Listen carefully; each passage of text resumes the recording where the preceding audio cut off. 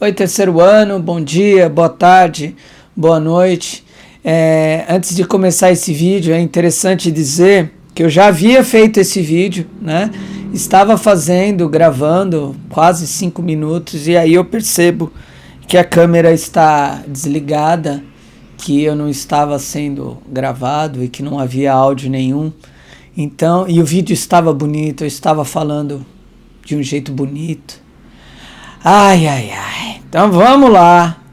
Tudo de novo. Estamos terminando a Primeira Guerra Mundial.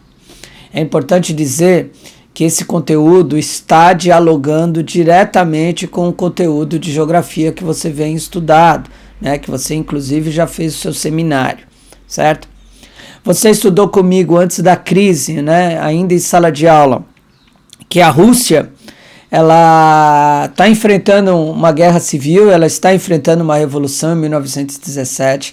Essa revolução ela vai culminar com a implantação do socialismo e, consequentemente, do comunismo, né, e do acordo de paz entre Rússia e Alemanha. E aí a Rússia vai deixar Inglaterra, vai deixar a França de lado. Tá? E é importante dizer que a Primeira Guerra Mundial, até o momento, a gente está em 1917, até o momento esse conflito não deixou sequelas nos Estados Unidos da América. Os combates estão acontecendo na Europa, os combates estão acontecendo no Oriente Médio, no norte da África, mas nada de bomba cair nos Estados Unidos. E oficialmente você não tem os Estados Unidos no combate. Você vai ver no próximo vídeo que isso para os Estados Unidos é sensacional, é fantástico, porque eles estão ganhando mercados, né, que eles não tinham antes. Os Estados Unidos estão ganhando muita grana com esse conflito mundial. Muita grana mesmo. Mas há uma pressão gigante da Europa para que os Estados Unidos finalmente entrem no combate. A pressão é gigante. Porque, de fato, a gente sendo muito honesto, quem está ganhando a guerra em 1917? É a Alemanha. Quem está ganhando a guerra é a Inglaterra. De fato, a gente não sabe bem quem está se dando bem no conflito. As batalhas são gigantes, as batalhas são demoradas, as conquistas são mínimas, né? Então você tem assim um impasse gigante nessa Primeira Guerra Mundial, né? De fato, você não sabe quem ganha a batalha até agora, quem ganha a guerra até agora. E por isso, o lado para o qual os Estados Unidos penderem ganhará muita atenção. Porque os Estados Unidos são uma força com milhões de soldados, armas, aviões, navios.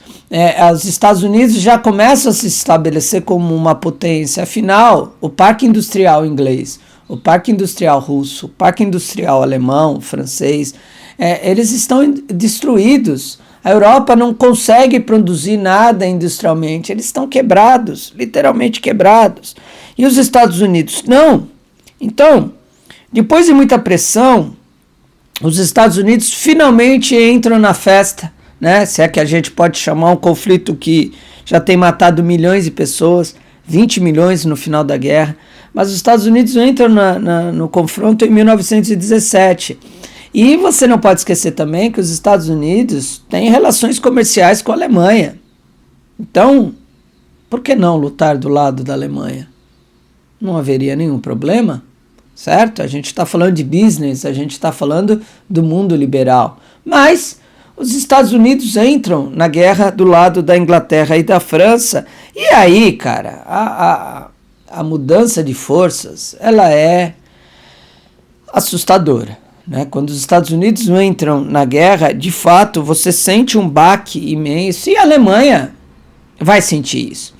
Apesar dos seus generais, apesar dos seus soldados não concordarem que a Alemanha foi derrotada no campo de batalha, a mudança do jogo com a entrada dos Estados Unidos, ela é gritante. Tá?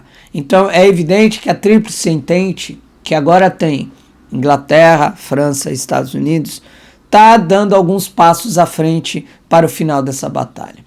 Até que a gente chega no famoso 11 de novembro, né, 11 de 11 de 1918, né, em Versalhes, na França, que os dirigentes, né, os governantes alemães aceitam terminar a guerra, né, aceitam o Tratado de Paz e aceitam a condição de que a Alemanha perdeu. Seus militares não aceitam essa derrota, tá? Não aceitam porque para os militares eles continuam vencendo no campo de batalha. Isso é uma meia-verdade. Como eu já disse anteriormente, com os Estados Unidos no conflito, na guerra, você tem Inglaterra e França ganhando um upgrade fenomenal.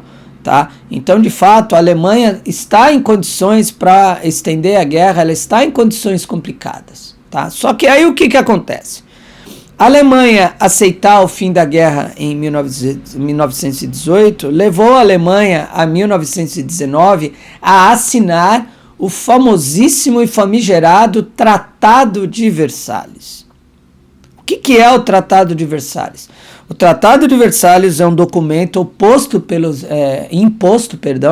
é um documento imposto pelos vencedores da guerra, né, por Estados Unidos, Inglaterra e França, a Alemanha, que diz o seguinte: a Alemanha é culpada pela guerra e, ao ser considerada culpada pela guerra, a Alemanha vai ter que pagar todas as dívidas dessa guerra. Ela vai ter que pagar por toda a reconstrução da Inglaterra, da França e da própria Alemanha. Só que tem um detalhe bonitão. A Alemanha não tem dinheiro. A Europa não tem dinheiro. Como é que a Alemanha vai arcar com essa dívida? A gente está falando de bilhões de dólares. Tá? Agora, todo o exército alemão será reduzido a 100 mil homens, segundo o Tratado de Versalhes. 100 mil homens é o que tem a rota aqui em São Paulo. 100 mil homens para um exército não serve para nada. A gente está falando de exércitos na época, de exército que tem milhões de homens, 4, 5, 6 milhões de homens. 100 mil homens não serve para nada. Você tem o fim da aeronáutica alemã. A Alemanha, na Primeira Guerra Mundial, ela foi muito famosa por seus caças, por seus pilotos, né, por seus, né, o Barão Vermelho é dessa época, né, a aeronáutica alemã deu um baile na Inglaterra e na França. Então, o Tratado de Versalhes proibiu a construção de novos aviões. Então, a aeronáutica, ela acabou na Alemanha. E a Marinha foi colocada, ela teve permissão de ter 6 navios apenas. Eu volto a dizer, 6 navios numa guerra não servem para nada. Tá? Dito isso, o que você tem a Alemanha entrando no século XX? Né? A Alemanha ia virar uma democracia, uma república, né? A famosa República de Weimar. Eu vou falar isso no próximo vídeo. Né? O próximo vídeo será um especial Estados Unidos e Alemanha. Tá? Eu não sei se eu vou fazer um vídeo só ou se eu vou fazer um vídeo para cada, mas isso vai ser na próxima aula. O que eu posso adiantar é que a Alemanha entra na década de 20, numa crise econômica sem precedentes. Um pãozinho na Alemanha custa 6 milhões de marcos. A Alemanha não tem emprego, tá? A Alemanha está acabada no fundo do poço. E você sabe muito bem qual é o resultado desse fundo do poço. Tá? O fato é, para a gente terminar esse vídeo, que já está um pouco longo, que você tem de fato um vencedor na Primeira Guerra Mundial. Você tem os Estados Unidos da América como grande vencedor.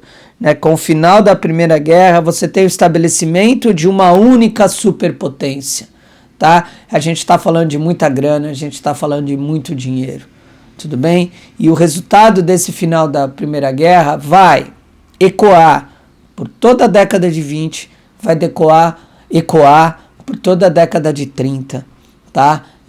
Os resultados dessa vitória norte-americana a gente vai ver nos próximos vídeos, tudo bem? Ok? Gostaria que vocês reproduzissem as setinhas que estão ilustrando esse vídeo, ok? Tá? E já no próximo vídeo eu vou tentar capturar alguns vídeos de internet, porque tem alguns trabalhos, alguns filmes que são bem importantes para vocês assistirem dessa época. Tudo bem? Acho que é isso.